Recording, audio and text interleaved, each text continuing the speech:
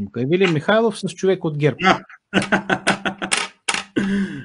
Да, и то не е случайен човек от ГЕРБ, един от основните хора в ГЕРБ, бивш министър техен.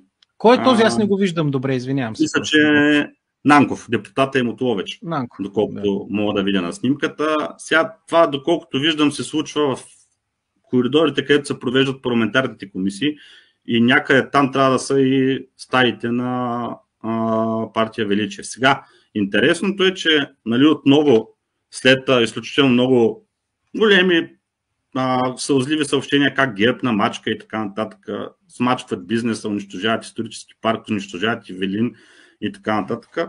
Това, което виждате, е редовна картинка в Народното събрание. Извън камерите, извън това, което показват в новините, може да видите въпросния господин Ивелин Михайлов такива и то доста продължителни по 30-40 минутни раздумки с депутати от ГЕРБ.